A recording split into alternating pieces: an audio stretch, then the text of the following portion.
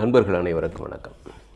நண்பர்களே, ஒவ்வொரு கிரகமும் ஒவ்வொரு விதமான பலன்களை மக்களுக்கு தந்து கொண்டிருக்கிறது. அப்படி பார்க்கின்ற போது ஒவ்வொரு கிரகமும் உங்களுடைய ஜாதகத்தில் எந்தெந்த இடத்தில் இருந்தால் எப்படிப்பட்ட பலன்களை வழங்கும் என்பதை பார்த்து வருகின்றோம். இதுவரை சூரியன், செவ்வாய், குரு, சனி மற்றும் சுக்கிரன் ஆகிய 5 கிரகங்கள் உங்களுடைய ஜாதகத்தில் எந்தெந்த இடத்திலெல்லாம் இருந்தால் எப்படிப்பட்ட பலன்களை வழங்கும் என்பதை பார்த்திருக்கிறோம். தற்போது பார்க்க இருப்பது புதன் கிரகம். இந்த புதன் கிரகம் புத்திகாரகன் என்று சொல்லப்படுகிறது. அது மட்டுமல்ல, ஜோதிட ரீதியாக இந்த புதன் கிரகத்தை தாய்மாமன் உறவை குறிக்கக்கூடிய விதமாகவும் இந்த புதன் கிரகம் அமைகிறது. உங்களுடைய புத்திசாலித்தனம் எப்படி செயல்படும், எப்படி இருக்கும், அறிவுபூர்வமாக உங்களுடைய செயல்திறன் எப்படி இருக்கும் என்பதையெல்லாம் தீர்மானிக்கக்கூடிய இடமாக இந்த புதன் கிரகம் அமைந்திருக்கிறது. இப்படிப்பட்ட இந்த புதன் கிரகம் சூரிய குடும்பத்தில் சூரியனுக்கு மிக அருகில் இருக்கக்கூடிய கிரகமாக அமைகிறது. முதல் வட்டப்பாதையில் இந்த புதன் கிரகம் இருக்கிறது. அதற்கு அடுத்த வட்டப்பாதையில் சுக்கிரன் இருக்கிறது. 3ஆம் இடத்து வட்டப்பாதையில் பூமி இருக்கிறது. முதல் வட்டப்பாதையில் இருக்கின்ற இந்த புதன் நம்மளுடைய பூமியினுடைய பார்வைக்கு இந்த புதன் சூரியன் அருகிலேயே இருக்கிற மாதிரியாக தோன்றும். ஆகையால் தான் பெரும்பாலும் ஜாதகங்களில் இந்த புதன் கிரகம் ஒன்று சூரியனுடன் சேர்ந்திருக்கின்றவாறு இருக்கும், அல்லது சூரியனுக்கு முன்பாகவோ அல்லது சூரியனுக்கு பின்பாகவோ ஒரு அதிகபட்சமாக 25 டிகிரிகள் விலகி இருக்கின்றவாறு அமையும். இந்த புதன் கிரகம் உங்களுடைய ஜாதகத்தில் மிக மிக முக்கியமான பங்கை வகுக்கக்கூடிய விதமாக அமைகிறது. ஏனென்று சொன்னால், உங்களுடைய புத்திசாலித்தனம் எப்படி இருக்கிறது, அறிவுபூர்வமான விஷயங்களை நீங்கள் எப்படி சிந்திக்கிறீர்கள் என்பதையெல்லாம் தீர்மானிக்கக்கூடிய கிரகமாக இந்த புதன் அமைகிறது. ஆகவே இந்த புதன் கிரகம் உங்களுடைய ஜாதகத்தில் எந்த இடத்தில் இருக்கிறது என்பது மிக மிக முக்கியமாகும். ரிஷப லக்னத்தில் பிறந்துள்ள உங்களுக்கு புதன் கிரகம் 2ஆம் இடத்து அதிபதியாகவும் 5ஆம் இடத்து அதிபதியாகவும் வருகின்றார். 2ஆம் இடம் என்பது தனம், வாக்கு, குடும்பம், கல்வியை தீர்மானிக்கக்கூடிய இடமாகவும், 5ஆம் இடம் என்பது புத்திரஸ்தானத்தையும் குறிக்கக்கூடிய இடமாக அமைகிறது. இந்த இடத்தினுடைய அதிபதி உங்களுடைய ஜாதகத்தில் நீங்கள் ரிஷப லக்னமாக இருக்கின்ற போது ரிஷப லக்னத்திலேயே இந்த புதன் இருந்தால் 2ஆம் இடத்ததிபதி உங்களுடைய லக்னத்தில் இருப்பது சுய சம்பாத்தியம் உடையவராக நீங்கள் இருப்பீர்கள். உங்களுடைய குழந்தைகள் உங்களுக்கு துணையாக நிற்கக்கூடியவர்களாக இருப்பார்கள். மிகுந்த புத்திசாலித்தனம் உடையவராக நீங்கள் இருப்பீர்கள் என்பதெல்லாம் நிறைய சந்தோஷமான நிகழ்வுகளை நடத்தக்கூடிய விதமாக இந்த புதன் உங்களுக்கு அமைகிறது. புதன் ஒரு அறிவுபூர்வமான கிரகமாக சொல்லப்படுகின்ற காரணத்தினால் இந்த புதன் உங்களுக்கு லக்னத்திலேயே இருப்பது மிக மிக சிறப்பென்றே கூறலாம். இதற்கு அடுத்தபடியாக 2ஆம் இடம் என்று சொல்லக்கூடிய மிதுன ராசியில் உங்களுடைய ஜாதகத்தில் புதன் இருந்தால் இந்த 2ஆம் இடம் என்பது தனம், வாக்கு, குடும்பம், கல்வி என்ற 4 விஷயங்களை கூறக்கூடிய இடமாக இருக்கிறது. இந்த இடத்தில் புதன் இருப்பது, அதுவும் ஆட்சி பெறுவது என்பது மிக மிக சிறப்பென்றே கூறலாம்.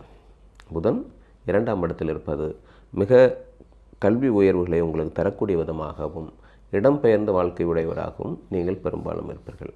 2ஆம் இடத்தில் புதன் இருப்பது மிக மிக சிறப்பு.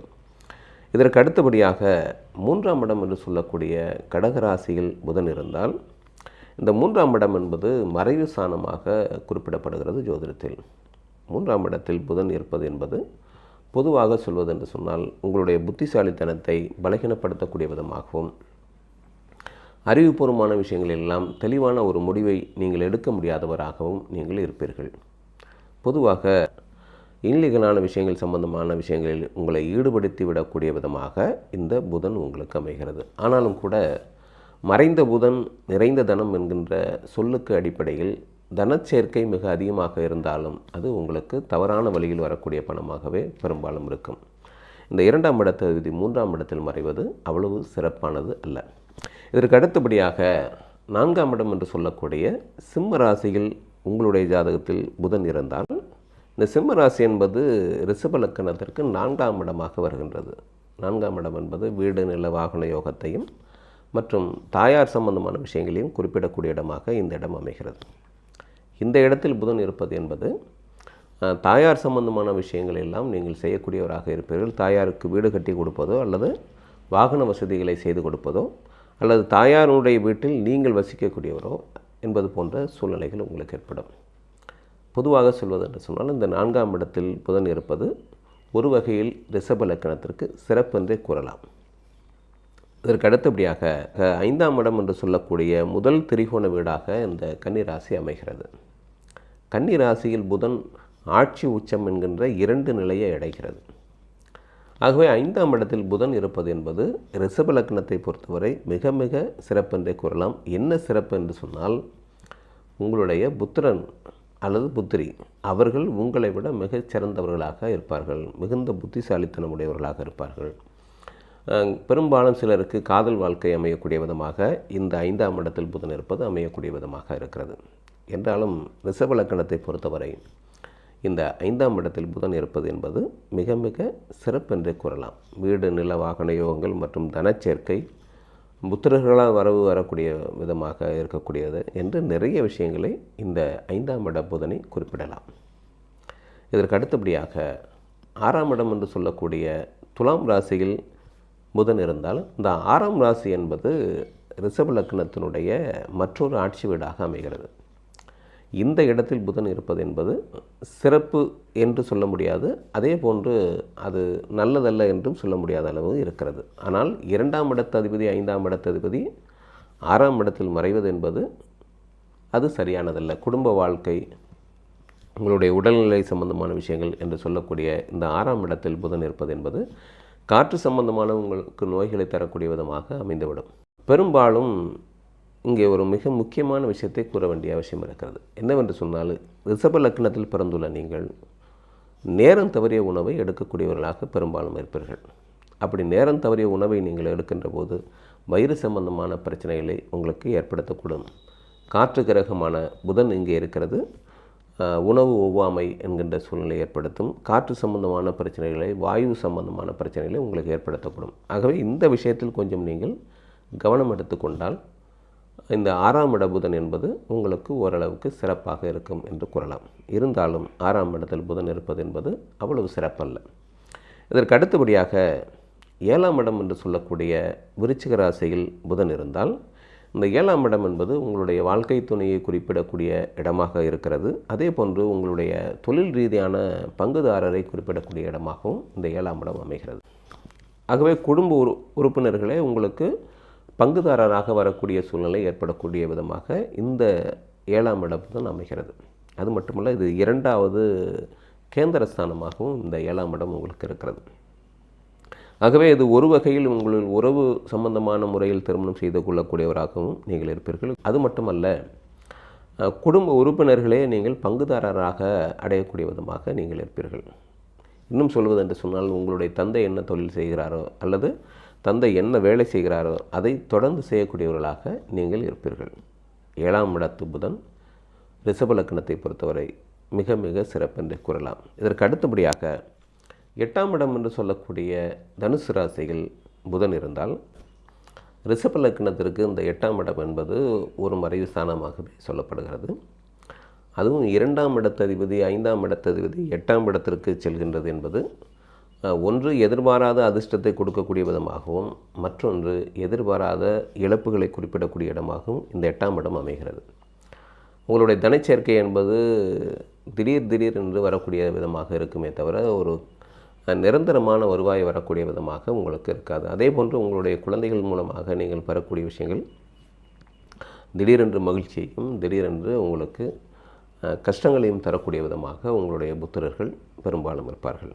ஆகவே ரிஷப லக்னத்தை பொறுத்தவரை இந்த 8ஆம் இடத்தில் புதன் மறைவது என்பது சிறப்பல்ல என்றே கூறலாம். ஏனென்று சொன்னால் இந்த 2ஆம் இடத்ததிபதி என்பது மிக மிக முக்கியமான கிரகமாக ரிஷப லக்னத்திற்கு பார்க்கப்படுகிறது. ஆகவே திட்டமிடாத வருவாயாகவும் திட்டமிடாத செலவுகளையும் குறிப்பிடக்கூடிய இடமாக இந்த 8ஆம் இடம் உங்களுக்கு அமைந்து விடுகிறது. ஆகவே இந்த 8ஆம் இடத்தில் புதன் இருப்பது என்பது ரிஷப லக்னத்தை பொறுத்தவரை அவ்வளவு சிறப்பல்ல என்றே கூறலாம். இதற்கு அடுத்தபடியாக 9ஆம் இடம் என்று சொல்லக்கூடிய 2வது திரிகோண வீடாக அமையக்கூடிய விதமாக இந்த மகர ராசி அமைகிறது. மகர ராசி என்பது ஒரு நீதியை சொல்லக்கூடிய விதமாக அமைகிறது. அந்த ராசியில் புதன் இருப்பது என்பது உங்களுக்கு மிகுந்த புத்திசாலித்தனத்தை கொடுத்தாலும் கூட தந்தையின் மூலமாக அடையக்கூடிய வரவுகளை குறிப்பிடக்கூடிய இடமாக இருக்கிறது. ஏனென்று சொன்னால் இந்த இரண்டாவது திரிகோணமாக அமைந்த இடம் என்பது தந்தையினுடைய ஸ்தானமாகவும் இருக்கிறது. இது பூர்வ ஜென்ம பந்தத்தை குறிப்பிடக்கூடிய இடமாகவும் இந்த இடம் அமைகிறது. இந்த இடத்தில் 2ஆம் இடத்ததிபதி 5ஆம் இடத்ததிபதி இருப்பது என்பது உங்களுக்கு பூர்வ புண்ணியம் சம்பந்தமான விஷயங்களை அடையக்கூடிய விதமாகவும் தந்தையின் மூலமாக செல்வங்களை அடையக்கூடியவராகவும் நீங்கள் இருப்பீர்கள். 9ஆம் இடத்தில் புதன் இருப்பது என்பது ரிஷப லக்னத்தை பொறுத்தவரை மிக மிக சிறப்பென்றே கூறலாம். இதற்கு அடுத்தபடியாக 10ஆம் இடம் என்று சொல்லக்கூடிய கும்பராசியில் புதன் இருப்பது என்பது மிக மிக சிறப்பென்றே கூறலாம். இது உங்களுக்கு 3வது கேந்திர ஸ்தானமாக அமைகிறது. 10ஆம் இடத்தில் புதன் இருப்பது சுய சம்பாத்தியம் உடையவராக நீங்கள் பெரும்பாலும் இருப்பீர்கள். பன்முகமான தொழில்களை செய்யக்கூடியவராகவும் பன்முகமான வேலைகளை செய்யக்கூடியவராகவும் நீங்கள் இருப்பீர்கள். உங்களுடைய அறிவு சம்பந்தமான விஷயத்தின் மூலமாகவே பெரும் செல்வத்தை ஈட்டக்கூடியவராக நீங்கள் இருப்பீர்கள். அது மட்டுமல்ல, தந்தையினுடைய செல்வங்களை வைத்தே முதலீடாக அமைத்து அதன் மூலமாக வரவுகளை பெறக்கூடியவராக நீங்கள் இருப்பீர்கள். ஆகவே 10ஆம் இடத்தில் புதன் இருப்பது என்பது மிக மிக சிறப்பென்றே கூறலாம். இதற்கு அடுத்தபடியாக 11ஆம் இடம் என்று சொல்லக்கூடிய மீன ராசியில் புதன் இருந்தால், மீன ராசி என்பது ரிஷப லக்னத்தை பொறுத்தவரை உங்களுடைய ஆசைகளை நிறைவேற்றக்கூடிய இடமாக இந்த இடம் அமைகிறது. இந்த இடத்தில் புதன் நீச்சம் என்கின்ற ஒரு நிலையை அடைகிறது.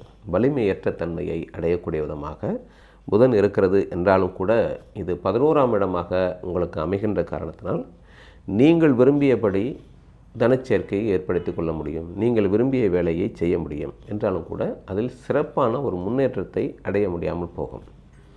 வாழ்க்கை வாழ்வதற்கான தேவையான விஷயங்கள் மட்டுமே ஓரளவுக்கு கிடைக்குமே தவிர அதுவே உங்களுக்கு மிகுந்த தன வருவாயை கொடுத்துவிடும் என்று சொல்ல முடியாத அளவுக்கு இந்த 11ஆம் இடம் அமைகிறது. ஆனாலும் இருப்பதை கொண்டு மகிழ்ச்சி அடையக்கூடியவராக நீங்கள் இருப்பீர்கள். 11ஆம் இடத்தில் புதன் நீச்சம் என்றாலும் கூட இது ஒரு வகையில் சிறப்பென்றே கூறலாம்.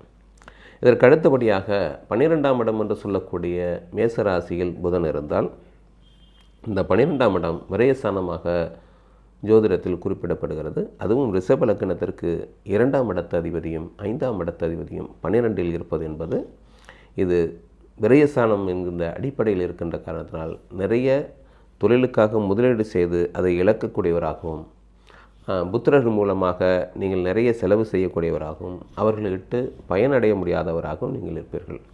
குடும்பத்திற்காக நிறைய செலவு செய்யக்கூடியவராக நீங்கள் இருந்தாலும், குடும்பத்திற்காக நிறைய விரயங்களை செய்தாலும் அவற்றையெல்லாம் திரும்ப பெற முடியாத அளவுக்கு உங்களுடைய வாழ்வில் அமைந்துவிடும். ஆகவே 2ஆம் இடத்த அதிபதி புதன் மற்றும் 5ஆம் இடத்த அதிபதி புதன் 12இல் மறைவது என்பது அது உங்களுக்கு ஒரு சுமாரான பலன்களை தரக்கூடிய விதமாக அமைகிறது. நண்பர்களே, நான் கூறிய இந்த கருத்துக்கள் எல்லாமே பொதுவான கருத்துக்களாகவே நீங்கள் எடுத்துக்கொள்ள வேண்டும். தனிப்பட்ட ஒரு கிரகம் உங்களுடைய ஜாதகத்தில் எந்தெந்த இடத்தில் இருந்தால் எப்படிப்பட்ட பலன்களை உங்களுக்கு தரும் என்பதை பற்றி கூறியிருக்கிறேன். ஆனால் இவற்றில் இன்னும் மாறுதல் என்னவென்று சொன்னால், இந்த புதன் கிரகம் எந்தெந்த கிரகத்துடன் இணைந்திருக்கிறது, எந்தெந்த கிரகத்தினுடைய பார்வை இருக்கிறது, சுபர்களுடன் இணைந்திருக்கிறாரா அல்லது அசுபர்களுடன் இணைந்திருக்கிறாரா என்பதையெல்லாம் பார்த்து தான் தெளிவான ஒரு முடிவெடுக்க முடியும். ஆனாலும் இது ஒரு பொதுவான பலனாக நீங்கள் எடுத்துக்கொள்ள வேண்டும். நண்பர்களே, நான் இதுவரை கூறியதை சுருக்கமாக பார்க்கலாம். எந்தெந்த இடம் சிறப்பு, எந்தெந்த இடம் சிறப்பல்ல என்பதை பார்க்கலாம். ரிஷப லக்னத்தை பொறுத்தவரை இந்த 2ஆம் இடத்ததிபதி 5ஆம் இடத்ததிபதி புதன் 1ஆம் இடம், 2ஆம் இடம், 4ஆம் இடம் மற்றும் 5ஆம் இடம், 7ஆம் இடம், 9ஆம் இடம், 10ஆம் இடம், 11ஆம் இடம் ஆகிய இந்த இடங்களில் உங்களுடைய ஜாதகத்தில் புதன் இருந்தால் உங்களுக்கு அது யோகத்தை தரக்கூடிய விதமாக அமைகிறது. அதே போன்று அவயோகங்கள் என்று சொல்லக்கூடிய 3ஆம் இடம், 6ஆம் இடம், 8ஆம் இடம், 12ஆம் இடம் என்று சொல்லக்கூடிய இந்த 4 இடங்களும் உங்களுக்கு அவயோகங்களை தரக்கூடிய விதமாக அமையும் என்பதை கூறி, நண்பர்களே, உங்களுக்கு இந்த வீடியோ பிடித்திருந்தால் லைக் பண்ணுங்கள், ஷேர் பண்ணுங்கள், உங்களுடைய கருத்துக்களை கமெண்டில் பதிவு செய்யுங்கள். மீண்டும் அடுத்த பதிவில் சந்திக்கின்றேன். நன்றி, வணக்கம்.